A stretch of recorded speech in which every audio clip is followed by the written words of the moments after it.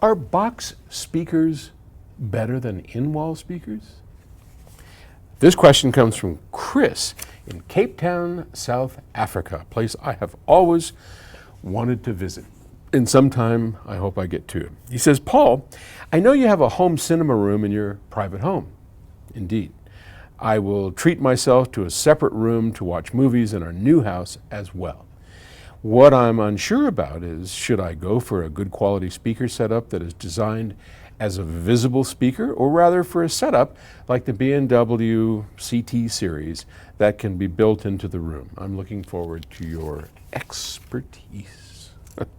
Well, I'm not sure how much of an expert I am, Chris, on home theaters. My home theater is really good, and most people that have seen it are pretty blown away with what we've done in a relatively small space. Now, I went for a combination of in-wall and out-wall. In-wall, out-wall, yeah. I believe the term is on-wall. And I did it maybe with less purpose according to some formula than might be helpful to you. And so let me explain. The three most important speakers in a home theater setting are the left, center, and the right. And in particular of those, the center channel. Absolutely critical. If you're going to put your money anywhere, put it into that center channel. But if you have the ability to invest enough money into a system that gives you the freedom to have all three the same, that's really the best. So I made a point of making sure that I spent most of my money in speakers in the left, the center, and the right, and that all three were the same. I think that's really important. You don't want any discontinuity in that field because, look, 80%, 90% of your listening is going to be through the LCR, the left, center, and the right. I mean, that's just the way movies are recorded. Yeah, we've got surround, we've got things coming in the ceilings and, up your butt. I don't know. They're coming everywhere, right? Subwoofers, But the bottom line is that a home theater is basically those three speakers with some stuff on the sides and the rears. So I also am a big fan of acoustically transparent screens with the speakers behind the screen. Now, when you go to a movie theater, commercial movie theater, that's exactly how they do it. Commercial movie theaters have these big screens. They're acoustically transparent, which means sound can come through the screen without too much of a hindrance for frequencies. And they usually use horn speakers, and they stack these horns, and these are box horn speakers, being boom behind the screen, and then they put the screen in front of it, and then if you look on the sides, you'll see rows of surround speakers, and of course they got subs in there wherever they have subs. So I wanted to duplicate that experience, and the reason is quite simple. Most of what we hear in a movie is dialogue or the exposition sounds, that create the environment, but almost all of that is coming from the screen. The guy's talking, moving the cup over here, shifting the car into gear, all that's coming from the screen.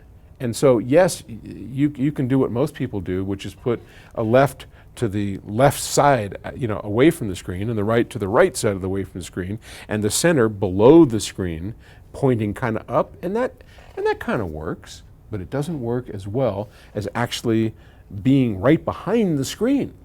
So all that as a way of explaining that when I did that, I had very limited space behind the screen. I didn't want to take up too much, and certainly if I had box speakers, now we're talking about a box speaker up against the wall, maybe it's that deep, then some space, and then the screen. So now all of a sudden I've lost 3 feet. yeah, call it 3 feet of my listening room. 3 feet that I wasn't willing to give up. Secondly, I wanted to have the advantage of ribbons because I love the sound of ribbons. They are natural, they are fast, they don't have the boxy sound that a lot of box speakers with conventional drivers do. I'm just not a fan of that. So in-walls were perfect for me. I bought big Bolander Grabner ribbons. Unfortunately, that company's out of business now, and it's very hard to find proper ribbons that you can mount in the wall and have it work pretty well. But that's what I did in my theater, and I'm really glad. I hope I never have to move because it's spectacular. You just don't hear the speakers. It's just people talking. That's what you want, right? Now, you probably don't have that luxury, but